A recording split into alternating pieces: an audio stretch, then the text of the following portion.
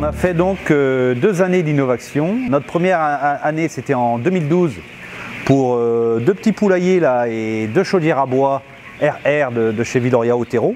La deuxième fois qu'on a fait innovation, c'est 5 ans plus tard, en 2017, donc pour l'installation d'Isabelle, où là on a carrément fait un nouveau bâtiment.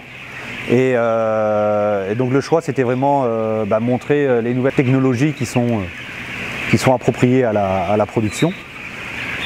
Je me suis installée en 2017 avec donc mon mari Thomas et auparavant j'ai fait 17 ans de coiffure. Pour décrire un peu le poulailler, donc il fait 120 mètres de long, 25 mètres de large. Le chauffage, c'est du chauffage Spiraflex avec 16 cheminées. Ce bâtiment répond à un certain cahier des charges, notamment celui de nature d'éleveur qui est demandé par LDC, c'est-à-dire un bâtiment avec des fenêtres et sol bétonné.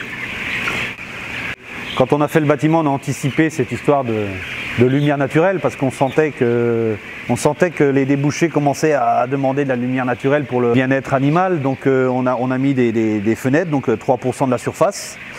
On a effectivement bétonné parce qu'aujourd'hui c'est primordial de bétonner, de façon aussi à pouvoir gérer des litières plus facilement, de façon à avoir un bien-être, une bien-traitance de l'animal supérieure à ce qu'on peut avoir dans les autres bâtiments. On est sur un bassin versant algues vertes.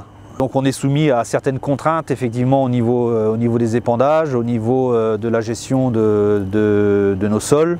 Donc nous ici on a choisi de tout composter, les litières, les fumiers, et puis de les exporter donc après compostage. Donc elles partent dans les régions céréalières. Comme ça nous il n'y a strictement aucune unité d'azote de notre élevage qui reste sur notre exploitation. Par contre on a mis le plan d'épandage pour des éleveurs porcins, étant donné que la problématique en lisier est plus compliquée à déplacer. Donc on a fait ce choix là. Donc c'est un choix cohérent et puis c'est du gagnant-gagnant.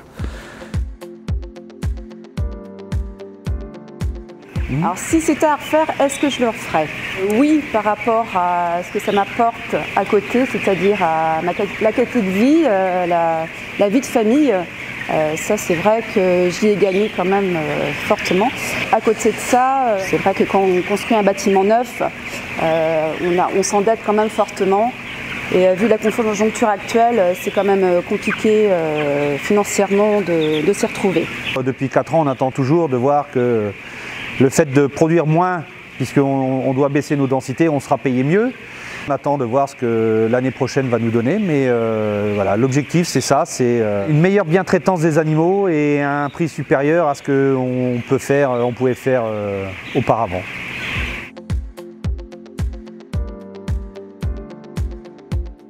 Donc là on est devant la chaudière à bois, donc Innovation 2012, donc une par bâtiment. Donc chaudière trémie, foyer volcan et échangeur avec ventilateur qui tourne, envoie l'air dans le bâtiment. Donc c'est des chaudières RR. Et donc quand on a fait notre bâtiment en 2017, on a voulu faire un site concentré de façon à ce que demain on puisse mettre une chaudière eau chaude. Donc c'était aussi le but de la mise en place du hangar. Et donc on aura un système, une chaudière centrale de 400 ou 500 kg à peu près, avec fourniture bois et un réseau d'eau chaude qui part dans les bâtiments. Le bois qu'on utilise aujourd'hui, c'est de la plaquette forestière. Donc je travaille avec une personne, un bûcheron du coin là, qui est à 4-5 km, là, qui lui fait du bois de chauffage, fait du bois de paillage. Donc on a planté des haies également puisque ça servira à chauffer nos chaudières. Donc pour le moment elles sont un peu petites. On espère que d'ici quelques années elles pourront produire suffisamment.